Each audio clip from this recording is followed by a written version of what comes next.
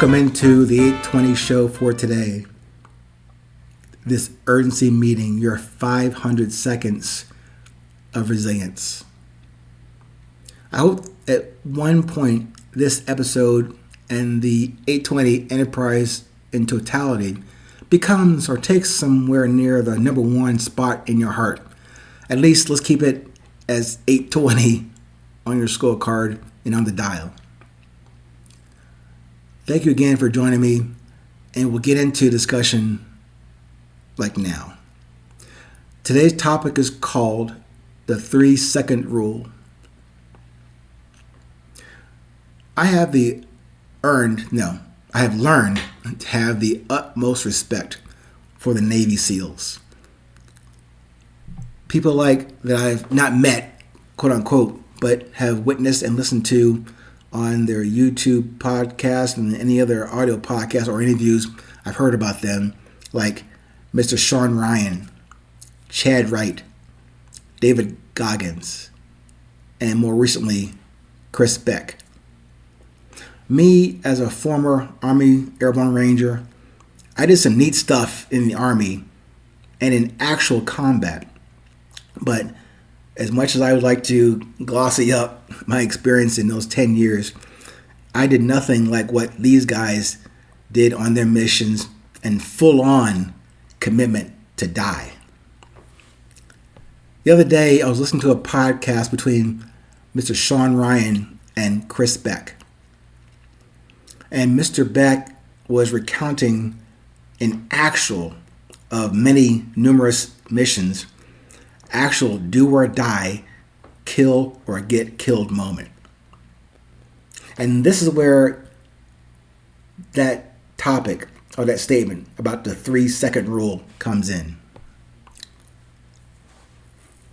Mr. Beck, on this mission, had his human target right in his sights, fully armed, off safety. He only needed to pull that trigger and eliminate this target, this human being. So yes, the reason he was there, Mr. Beck was, as a Navy SEAL, was to do just that, to be in this position to reduce this obstacle, eliminate this target. Yes, he wasn't there just, wandering down Main Street of America. He was somewhere in a foreign country with a specific mission to do what he was there to do. Yes, he was encountering the presumed enemy in this environment and on this mission. But in Mr. Beck's mind was for this target, this human being, to not reach for his weapon. Even though they say in the classic movies, he had the drop on the guy. But in Mr. Beck's mind, he was saying, I hope this guy does not reach for his weapon, because when he does, the bullets are going to start flying.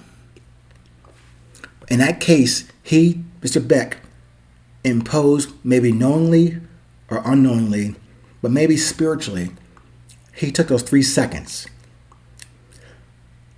So the target, the human being, did start to reach for his weapon.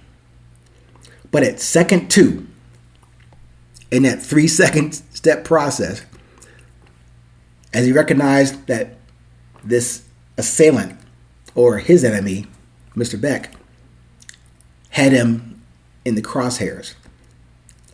So at that point, in second 2, that man, that human being, that target, about to be eliminated, he decided to stop that reach since Mr. Beck had him at the drop. One more second, however, Mr. Beck would no longer have hesitated with the open off safety option at second number 3. And that's the summarized, story of what I was listening to with Mr. Ryan and Mr. Beck. But what this SEAL observed, he chose and decided to do in that situation and in those 3 seconds. Now, of course, there's way more to the story that I'm just, probably not doing it a great justice. So please check out the episode on the Sean Ryan podcast between him and Mr. Chris Beck. The main thrust of this 820 episode is what Mr. Beck said and how he related this real be killed / empathy event to the real world today, where most of us live as civilians and not combatants. He was asking, I guess philosophically, but almost like in a pleading fashion for all of us, why we don't do that for fellow civilians or Americans or strangers here where we live in this land. That we, including myself, we don't give those 3 seconds when we detect someone as different or other or strange in our environment.